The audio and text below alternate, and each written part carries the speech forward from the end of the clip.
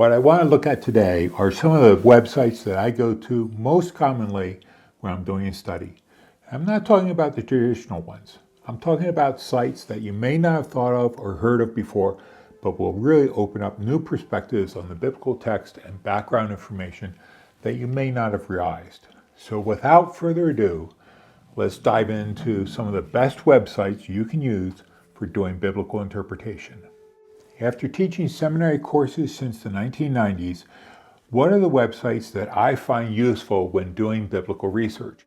What type of information do they contain? How useful are they? And who are they for?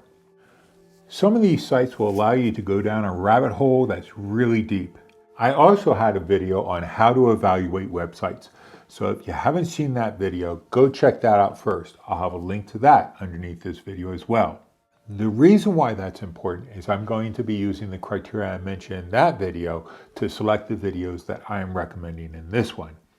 Also check out my videos on the best Bible software and the best free Bible software. A lot of the free software packages have online websites as well, like Blue Letter Bible. They're good for doing Bible study or Sunday school preparation, but they primarily contain older public domain sources of information. What I want to cover here are sites that are going to push you a little bit further down the rabbit hole when you study the Bible. And stick around to the very end. I'm going to have a bonus but very interesting site that I think you're going to find fun to play with. If you're a university student, Bible college, or seminarian, check out your institution's online library researches first. Often these institutions subscribe and will have very comprehensive and up-to-date journals and encyclopedias as well. So for example, Fuller Theological Seminary, their library has a very extensive list of databases that you can access as a student. These are sites that you would not have access to if you are not a student or you haven't paid the subscription for these websites and these databases, and they are expensive. Check out your public library. Oftentimes your public library will have some really great resources that you can make use of for free. All you have to do is get your library card. So let's dive right in here. Here's perhaps a site that I consult more than any other when I'm trying to find out information, and it's Perseus Project. The link is down here. It's perseusproject.tufts.edu. Perseus Project is hosted by Tufts University, and the strength of Perseus is its extensive collection of Greek and Roman material, history, literature, and culture, from Homer down to around 500 AD. This collection was started in 1987 and has grown ever since then. Their collection has grown to include modern English, the American Civil War, histories of London, and the history of mechanics. I'm not sure how great that is for doing biblical studies, but I'll tell you one thing, it sure is a fun way to spend a lot of time. One of the things that I think many people overlook when they're studying the Bible is that the Bible was just one book among thousands during the ancient and New Testament times. To use an analogy, one book, one shelf, in a fairly large library. So if you want to understand the world of the New Testament and what the authors are talking about sometimes, you really need to be familiar with some of this material. Let's say, for example, you're reading Josephus's War of the Jews or his History of the Antiquities of the Jews. Well, you can go to the collection page for Greek and Roman materials in Perseus, scroll down to Flavius Josephus, click on the drop-down menu, and then to Antiquity of the Jews. But let's say you want to be more fine-grained in your research. You don't want the whole book.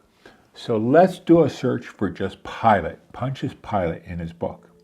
We get one reference and we can click on that to see what Josephus actually has to say about Pilate. Now, one of the strengths of actually looking at the primary source is that you can actually read the passage in context. In this case, we learn that Pilate replaced Gratus as the procurator of Judea. Now, if we keep reading a little bit further on in Josephus, we come to the next page and we get some really cool history on Herod the Great. We weren't looking for this in the first place. We just stumbled upon it by reading in context in Josephus. And Josephus talks about how Herod was in good standing with Tiberius, Caesar, and he even built a city in Galilee and named it after him. and he encouraged people to settle that city, and even freed slaves if they agreed to live within Tiberias. And not only that, he gave many houses and property to people to settle there. And you see how this city down in the Sea of Galilee where Jesus ministered was not only built, settled, but Herod was the patron for that city. In addition to text, we also have an impressive collection of photos of coins, sculptures, archaeological sites, and descriptions. Perseus is constantly being updated and it's well worth exploring, and you can easily get lost in there. So if you're looking for an original text from an ancient author, this is one of the first places to look. Now, if you have Logos or Accordance, they have modules you can access Perseus within these collections. Let's take a quick audio pause here and see how we're doing. And while I do that, let me remind you that if you like this material, be sure to subscribe and give it a thumbs up. That really helps my channel out. Finally, perhaps the best thing you can do if you find this useful is share it with someone else so they can take advantage of this material as well. But I digress. Let's dive into the material that you've come here for. Number 2, the Christian Classics Ethereal Library, ccel.org. CCEL was started by Harry Plantinga at Calvin College in 1993, and it's hosted by Calvin College down to this day. So you know it's got good institutional backing behind it, just like Perseus has Tufts University behind it. The name of this site tells you exactly what it contains. Online texts covering the early church up to the Reformation primarily. Now, Perseus will have the original text in their original languages, so Greek, Latin, and then translations into English. CCEL was primarily focused on English language materials. If you're interested in writings from the early church, the patristic period, medieval period, and the Reformation, CCEL is a phenomenal site. Most of the content on this site is public domain, meaning that the translations and publications are over 75 years old. However, for most of these works, unless you're doing work in their original languages, these translations are going to be just fine. It has a very clear menu feature that allows you to find what you're looking for fairly quickly, and its search feature is very easy to use as well. So let's say you're interested in the Lord's Supper and you were interested in how the early church observed this. Well, the Didache, also called the Teachings of the 12, would be a great place to start. The Didache was written around 100 AD, and it's basically a handbook, a how-to book on how to do a church. It has great information on how to observe the Lord's Supper in the early church. Let's do a search for the Didache. If I click on the first search result, I can see that it allows me to read the text online. Now notice how in this particular text, we get some really great introductory material on the Didache as well. So if you don't know about it, bingo, they got it right there for you. But we want to look at the text. Another right click brings us to the text itself. Now I know that the Didache contains instructions on the Lord's Supper, so I'm going to cheat and go to the section on that text. It's chapter 9, and in verse 1, we get these instructions. Now about the Eucharist, this is how to give thanks. First, in connection with the cup, we thank you, our Father, for the holy vine of David, your child, which you have revealed to us through Jesus, your child. To you be the glory forever. And then in connection with the broken off piece of bread, we thank you, our Father, for the life and knowledge which you have revealed to us through Jesus, your child. To you be the glory forever.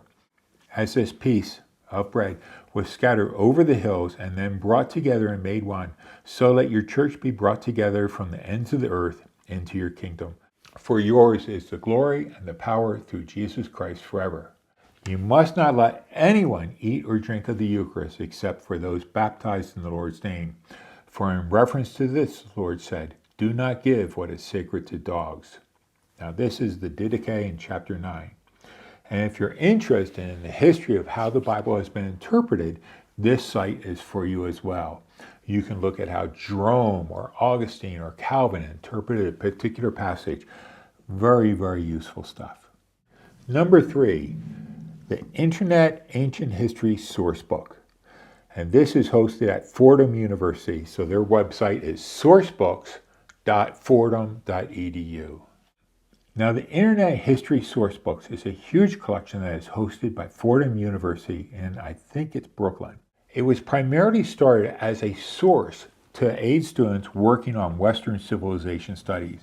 The source books are edited by experts in the field of history, ensuring that the texts are accurate and reliable sources for information. Under this very, very large website, you're going to find the Ancient History Sourcebook, Medieval Sourcebook, Byzantine Studies page, Jewish History Sourcebook, and others.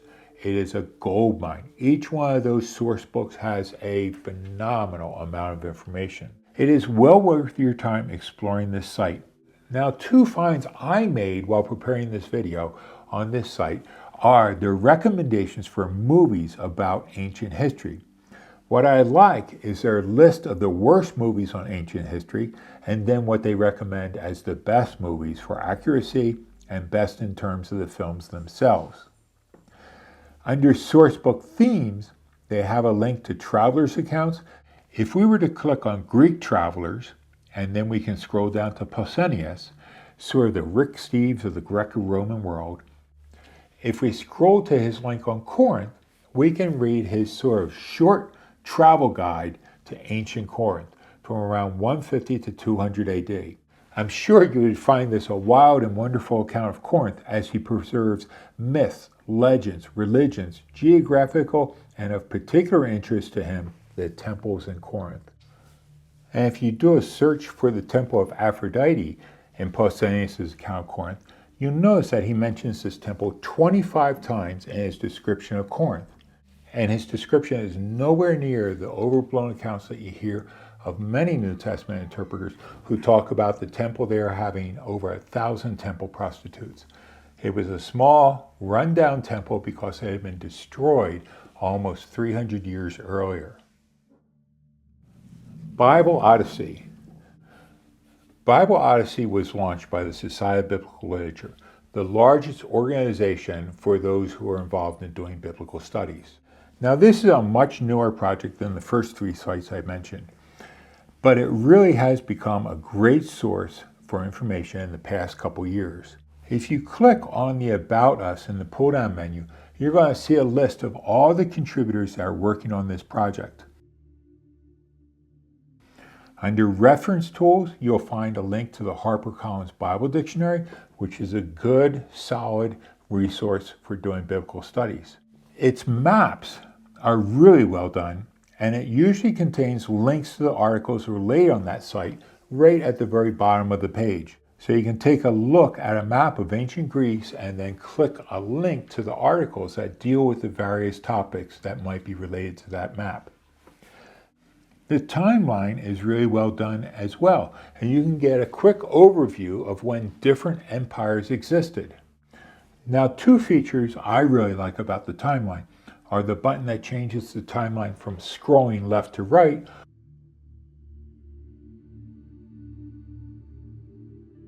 or zooming forward into time. If you teach on a regular basis, this is a great tool to use in your presentations to give it some punch. If you click on the icons in the timeline, it's also going to bring up articles or descriptions related to that event or period. If you go to the Browse drop-down, it brings you to various articles on topics related to biblical studies. For example, if I were doing a study on the Gospel of Matthew, a search along those lines brings up over 150 articles that you can access within Bible Odyssey. The strength to this page is that its material and content is reviewed and vetted by current scholars. Its material is up to date, and its contributors represent a wide range of scholars in the church, not just one particular denomination or particular viewpoint. Now for something a little different. BiblePlaces.com. BiblePlaces.com/sites. Or is the slash this way? I'm not sure. The value of images and pictures are often overlooked. We need to remember that as human beings, we are very visually oriented. We're not so oriented towards like reading text in a book, but pictures and seeing things really connect with us from a very cognitive point of view. And this site has an extensive collection of photographs from the lands and sites mentioned in the Bible. Most of the thumbnail images will open to a larger photo, but they're not full resolution images. They're good, but not Photosharp. The reason for this is that this site has produced various collections of images that are for sale at much higher resolution. And these are the Pictorial Library of the Bible Lands and the Photo Companion to the Bible. While this site, Bible Places, has some great photos, it doesn't have all the photos in their collections that they sell. You could use Google and do a search for images, but the strength of this site is they have a very good collection and it's very well organized, saving you a lot of time trying to find the image you're looking for. Most of the images also have an explanatory text attached to them, which can be very helpful. For example, if we go to Sites and then select Greece on the side and then Corinth, they have 7 images for us to look at. And the final image gives you a shot of the foundation for the old temple of Aphrodite. This is a great site to waste a lot of time exploring. Sites 6, 7, 8, and 9. 4 encyclopedias. Okay, let's do a grab bag type category here. A number of encyclopedias that are online that you should be taking a look at. Number 1 is Encyclopedia Brittanica. The value of Britannica cannot be overstated. This is such a good and up-to-date resource and often has invaluable information. The only drawback to this site is the blatant and distracting nature of the advertisements on this site. But you can subscribe for $9 a month and remove all those ads, or your local library might have a subscription to this. The International Standard Bible Encyclopedia. The International Standard Bible Encyclopedia is available on various different websites and software packages, especially the free ones. Now you need to realize that the edition that you're getting is the 1900 edition, not the revised edition that was published in 1990. So its material is dated, but a lot of content in this 4-volume encyclopedia is worth taking a gander at. Now, why the dating between 1900 and 1990 is so important is this is the period when the great archaeological explorations and digs throughout the ancient Near East were conducted, and that has shed a great deal of information on our understanding of the Old Testament and New Testament. The Jewish Encyclopedia. Like the International Standard Bible Encyclopedia, this was published around 1900 as well, and it's been revised and updated. But you're going to have to find a library or a local synagogue if you would like to use the more recent editions. Now, the value of this 12-volume encyclopedia is it presents the best of Jewish scholarship from 100 years ago that many Christians are ignorant of. Now, if we do a search, for example, in the Jewish Encyclopedia on marriage, it takes us to a very extensive article on kinship, the duties of the husband and the wife in the marriage, and nuptial rights. It also covers what the rabbis wrote about marriage and other topics. For Christians to be exposed to good Jewish thinking and theology and their history is incredibly valuable and cannot be overstated. This is something that we really need to up our game in. And finally, we come to the last website I want to talk about in this video, the one I teased you with in the very beginning. This is ORBIS. It is the Standford Geospatial Network Model of the Roman world.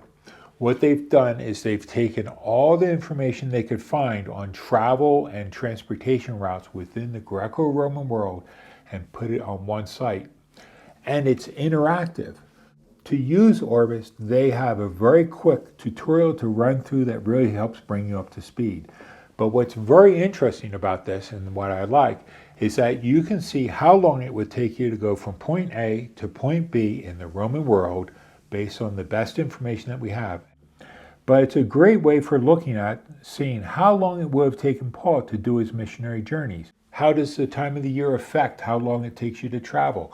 What would it cost if you went by boat or if you walked? And if you walked, are you going in a caravan? Can you put your luggage on a cart? Can you ride on a cart? All these types of features are available within Orbis for you to check out. And it really helps you understand his journey. Thank you so much for sticking around to the very end. If you click on the cartoon on my face, you'll be subscribed to the channel, which helps me out. Over here, I have a link to my last video, and down here is a link to the video that YouTube thinks you would like to watch next of mine. Until we meet again, peace.